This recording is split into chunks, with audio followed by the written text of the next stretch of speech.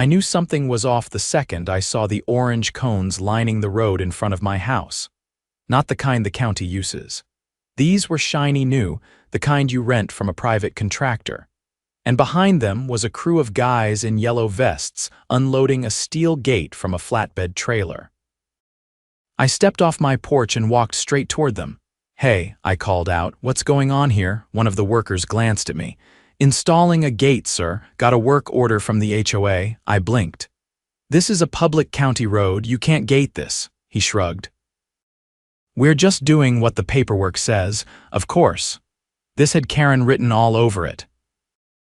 And not just any Karen. Rochelle Naylor, president of the Willow Creek Homeowners Association and self-declared guardian of community purity. Middle-aged, sharp bob haircut, lips always pursed like she just smelled something unpleasant. She had it out for me ever since I refused to pay a fine for leaving my trash can out for too long, a whole 20 minutes past pickup. I marched up the street, past the crew and straight to the HOA office. It used to be a daycare, now it's Rochelle's lair. She was inside, of course, tapping away on her laptop like she was managing national security. "Rochelle," I said, not bothering to knock. "What's this about a gate?" She looked up slowly, like I was a child interrupting recess. "Hello, Jackson, it's a security measure. The board has authorized a gate across the east end of Willow Creek Drive, too much traffic cutting through from the highway." "It's a county road," I said. "You can't just gate it off." "Yes, we can," she replied, voice sugary and smug. "We've already voted. It's for the safety of our residents." "If you want to lodge a complaint, you can submit it in writing." I stared at her. "Did you get a permit from the county?" She blinked. "Just once. It's within our authority." "Rochelle, it's not. That road's on the county's maintenance list." "It's public access." She waved a hand like she was swatting a fly. "We'll see what the county says when they realize how dangerous it's become. I've already emailed Councilman Price." I didn't need to argue. I had a better idea. I drove straight to the county road department and asked to speak with someone in right-of-way enforcement. A guy named Dale met me out front. I showed him the photos I took: cones, equipment, the gate, all of it. "That's illegal," he said immediately. "They didn't file anything with us." "That's a major violation." I grinned. "Thought so. Can you do something about it?" "Oh, we'll do more than that," Dale said, already dialing someone. "They're going to wish they hadn't touched a single inch of that road." By the time I got back home, the crew had finished installing the posts and were halfway through hanging the gate. I sat on my porch, coffee in hand, and waited. 45 minutes later, 2 county trucks rolled in. Bright yellow, lights on. Rochelle came storming out of the HOA office like she was about to stop a hostage situation. "You can't be here," she shouted at the county workers. Dale stepped out of the lead truck, holding a clipboard. "Ma'am, this is a county-maintained road. You've installed an unauthorized barrier. We're removing it now." "You can't. This is private property," Rochelle snapped. "No, ma'am, it's not. And the fine for obstructing a public right-of-way, that's gonna land squarely on your HOA's budget." Her face went pale. Dale turned to his crew. "Cut it down." The sound of metal grinding against asphalt carried for blocks. Neighbors stepped out of their homes, some in slippers, others holding mugs or folding arms across pajama tops, watching as the county crew used a rotary saw to slice clean through the steel gates mounting brackets. Sparks flew. Rochelle stood rigid on the HOA office steps, jaw clenched, arms stiff by her sides. She didn't say a word now. Just watched as her shiny new monument to control was dismantled piece by piece. Dale didn't gloat. He didn't need to. He handed one of the workers a printed order and pointed toward the gate's steel posts. "Cut flush with the curb. We're not leaving trip hazards." By the time the crew loaded the final segment onto their truck, a deputy sheriff's cruiser had pulled up behind them. Not lights on urgent, just enough presence to make it clear this wasn't just a bureaucratic wrist slap. The deputy walked over, nodded at Dale, then turned to Rochelle. "You're Rochelle Naylor?" he asked. Her voice came out tight. "Yes. I've got a report from the road commission." You authorized the installation of a gate across a public thoroughfare without county approval. That's a serious civil infraction. You'll be receiving a citation. You'll also need to appear before the Municipal Code Enforcement Board." She looked at him like he'd spoken a different language. "I'm the president of the HOA. We have authority to protect our neighborhood." "Not over county infrastructure, you don't," the deputy said. "And especially not when it impedes emergency access routes. You're lucky this didn't delay a fire truck or ambulance. Then we'd be having a different conversation." He handed her a folded citation slip and walked back to his cruiser without another word. I stayed seated on the porch, letting the moment settle. As the county trucks rumbled away and the neighbors began drifting back into their homes, I noticed someone lingering near my mailbox. Short guy, maybe mid-40s, wore a windbreaker with a faded real estate logo on the chest. He had a clipboard and a camera slung across his shoulder. "You Jackson?" he asked. "Yeah, who's asking?" "Name's Travis, Code Compliance Investigator. County sent me to document the aftermath. Mind if I take a few photos from your yard? Got a better angle on the curb cut." "Go ahead," I said, motioning toward the sidewalk. He snapped a few shots, then walked back over. "You know, this isn't the first time your HOA's pushed past legal boundaries. We've had complaints from this subdivision before. Unauthorized surveillance cameras on street poles, unpermitted tree removals. But this gate. That's the first time they crossed into outright obstruction of public access. You did the right thing reporting it." "I figured someone had to," I said. Travis gave a short nod. "Well, it's going to trigger a full audit. Once we start digging, we usually find more.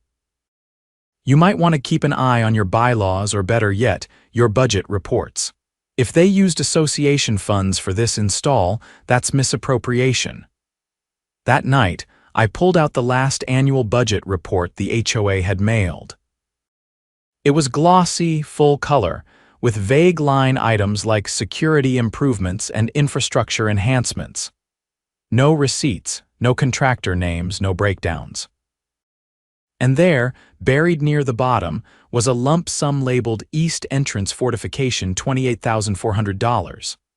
I snapped a photo and emailed it to Travis along with a short note. "Found this under last year's budget. Thought it might help." 2 days went by before I heard anything else. Then on a quiet Thursday morning, my doorbell rang. It was Marcy, who lived 3 houses down. She was holding a folder and looked like she hadn't slept. "We need to talk," she said. I let her in. She sat on the couch and opened the folder. "I've been the HOA secretary for 4 years. Rochelle handles most of the decisions, but I've seen what she's been doing. Inflated maintenance contracts, kickbacks from landscaping companies, even paid her nephew to consult on architectural compliance. And this gate, she pushed it through in a closed meeting. No board vote. No community input." I leaned forward. "You have proof?" Marcy pulled out a printed email chain. "Here's the contractor quote she approved, and here's the check stub made out from the HOA account to a company called Naylor Property Enhancements. That's her husband's LLC." My eyebrows went up. "That's fraud," she nodded. "That's why I'm here. I'm done covering for her. I want this HOA cleaned out." I stood and walked to the kitchen. Grabbed my laptop, opened a fresh folder, and started scanning the documents she brought. We organized everything: check stubs, meeting notes, emails, bank statements. By the time Marcy left, we had enough to fill a binder. I emailed everything to Travis and copied the county's fraud investigation unit. Within 24 hours, he responded. There would be a formal hearing before the county ethics board the following week, and it wouldn't be private. The news spread fast. By Saturday, several residents had started gathering signatures for a special election to remove the board. Others began sharing stories, fines for imaginary violations, threats over fence paint, even forced removal of holiday decorations 2 days after Christmas. Then came the envelope. It was slid under my door in the middle of the night. No stamp, no name. Inside was a single page typed, no header. It read, "Back off, this isn't your business. People get hurt when they dig too deep." I called it in immediately. The deputy who arrived took the letter seriously. He wore plain clothes and carried a notepad, but the way he scanned my porch lights and checked the bushes told me he wasn't new to threats. "Any cameras?" he asked. "Two on the driveway, one above the garage," I said. He followed me inside as I pulled up the footage. At 2:37 in the morning, a figure in a hoodie approached from the south side, careful to avoid the streetlights. They stayed in the shadows, stepped onto my porch, and slipped the envelope under the door before jogging back toward the cul-de-sac. "Not the smartest move," the deputy said. "That's enough to open a case for intimidation." "I'm not backing down," I said. "Didn't think you would," he replied.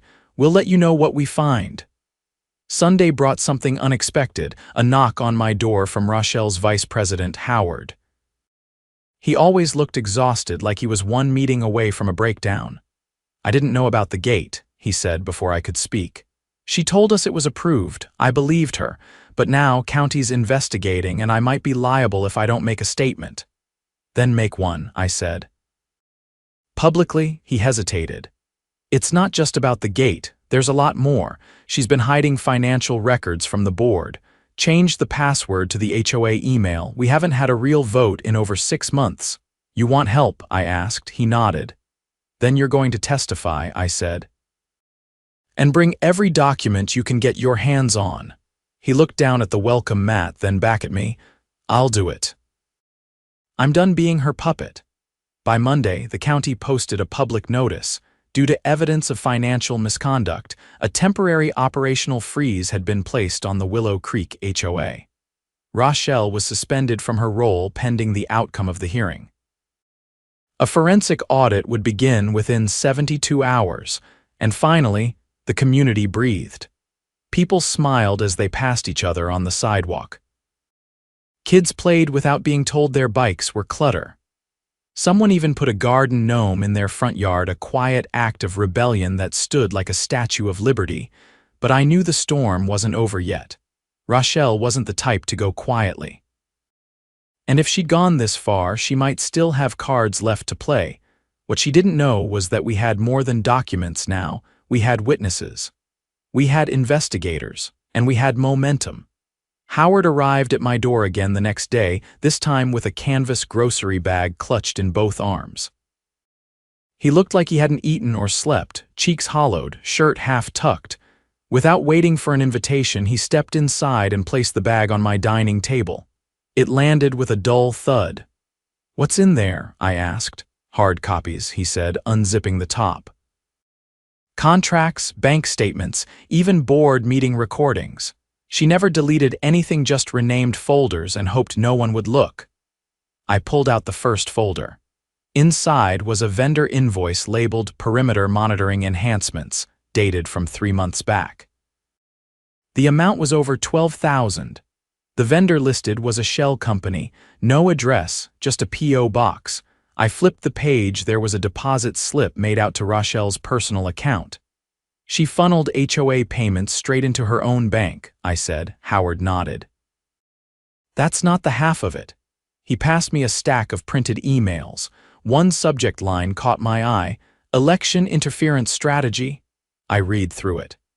Rochelle had been instructing another board member, Todd Kramer, to delay the quarterly meeting notices until after the deadline for nominations. It ensured that no new candidates could legally run for board positions. "She rigged the last election," I said, stunned. "And the 3 before that," Howard said. "She's kept every rival off the ballot for nearly 5 years." I opened a USB flash drive he had tucked in the bottom of the bag and plugged it into my laptop. The folder was labeled Audio. There were over 40 recordings. I clicked one at random, a meeting from last November. Rochelle's voice came through, sharp and deliberate. "We don't need every homeowner knowing what we approve. If they had any idea what's in the reserve fund, they'd start asking questions." A male voice hesitated. "But the bylaws require a quarterly report. I'll handle the bylaws," she snapped. "I've got Councilman Price on speed dial. No one's going to touch us." I paused the recording. "That's enough to trigger a state-level investigation," I said. Howard exhaled. "That's why I brought it here." I don't just want her off the board, I want her prosecuted. I forwarded the files to the county's white-collar crimes unit. Within hours, I got a response. A detective named Lynette Harrow called me directly, her tone brisk but focused. Your submission includes evidence of fraudulent elections, embezzlement, and falsification of public documents, she said. We're coordinating with the district attorney. You may be called to testify. I'll be there, I said without hesitation. The next morning, 2 black government subs rolled into the neighborhood. They parked at the curb in front of the HOA office. Rochelle was inside. I watched from my window as 2 plainclothes officers stepped out and entered the building. They were in there for 20 minutes. When they emerged, Rochelle was between them, wrists cuffed behind her back. She didn't scream, didn't plead, just stared straight ahead as they guided her into the vehicle. A few residents stood in their driveways, watching in silence. That same afternoon, a temporary receiver was appointed by the county to take over HOA operations. A notice was delivered door to door, informing residents that the association's financial activities were under criminal investigation. All accounts were frozen. All board members were suspended pending background checks. That evening, I met with a few neighbors in my driveway. One of them, a nurse named Julia, brought over a stack of letters violation notices she'd received over the past year. Everyone had been signed by Rochelle personally. Fines for things like improper mailbox flag angle and excessive lawn ornamentation. $300 for a flamingo, she said, holding up the letter. I paid it. I was scared they'd put a lien on my house. You weren't alone, said Mike, a retired Army mechanic. They threatened to foreclose on me over a missing shutter. We spread the letters out on my truck bed, dozens of them, all handwritten, all citing non-existent bylaws. These are illegal, I said. Every one of them. Over the next several days, more residents came forward. A young couple produced photos of their car being towed from their own driveway by an HOA-hired company. A disabled veteran had been fined for installing a wheelchair ramp without aesthetic compliance approval. A single mother showed us a letter threatening legal action if her teen son parked his bike on the front porch. Each story added another piece to the puzzle. Rochelle hadn't just skimmed money, she'd weaponized the HOA to control, intimidate, and profit. Then came the forensic audit report. The county released it to all residents by mail. Inside were the full findings, over $200,000 misappropriated over 5 years. Funds spent on luxury spa retreats, private security for Rochelle's home, and personal travel disguised as association site inspections. The report also revealed that Rochelle had set up a private email server to conduct HOA business, bypassing all transparency requirements. Over 200 messages were recovered, many of them ordering board members to fabricate violations or ignore legitimate maintenance requests in lower-income corners of the neighborhood. The final page of the audit listed the criminal charges being filed: wire fraud, election tampering, embezzlement, obstruction of justice, and criminal conspiracy. At the emergency town hall meeting held in the community center, a county representative stood at the podium while the hall filled beyond capacity. Folding chairs had to be brought in from nearby churches. Effective immediately, the representative announced, the Willow Creek HOA will be placed under county supervision until a new election can be held under state oversight.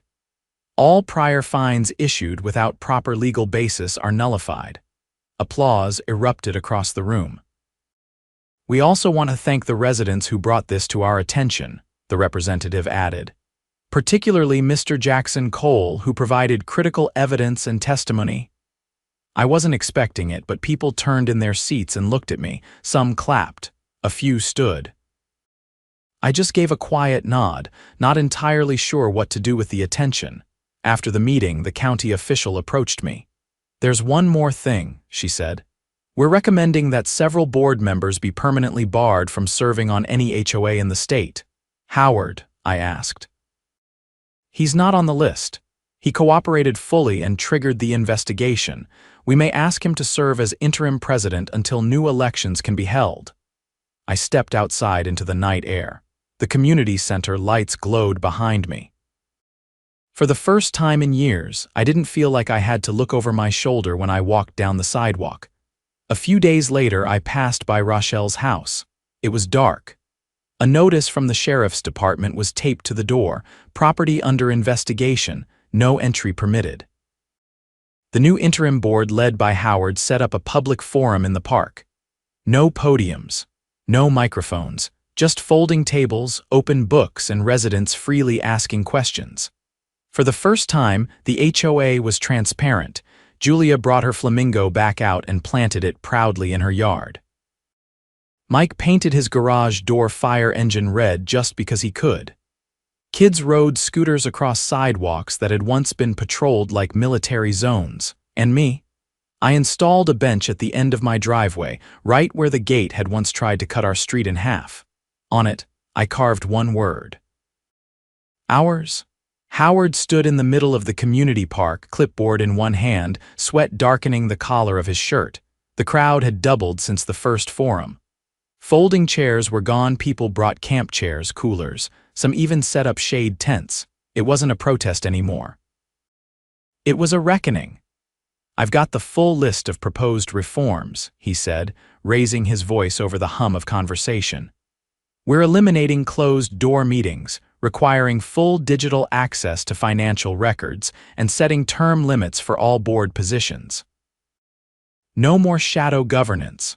A woman near the front, older with thick silver curls and a paisley scarf tied around her neck, stepped forward. "Are you planning to disclose where every dollar went, including the missing reserve funds?" Howard didn't hesitate. "Every cent." "We're working with a forensic accountant from the county's fraud unit. Once the audit is complete, it'll be mailed to every homeowner and posted online." Someone asked about the vacant properties Rochelle had quietly purchased through shell buyers. Another neighbor shouted out a question about the maintenance crew that never showed up but still billed the HOA monthly. Howard answered everyone, sometimes flipping through folders, sometimes just speaking plainly. I watched from the back, arms crossed, leaning against the oak tree near the basketball court. I wasn't part of the board, didn't want to be, but I made sure to stay involved. Not because I wanted control, because I didn't trust anyone with it anymore. Later that night, I got a knock on my door from Detective Harrow. She wore a navy windbreaker with the county seal and carried a thick accordion folder under one arm. "We've got something," she said, stepping inside. I cleared the dining table, and she laid out a series of documents: loan applications, notarized forms, and internal emails pulled from Rochelle's private server.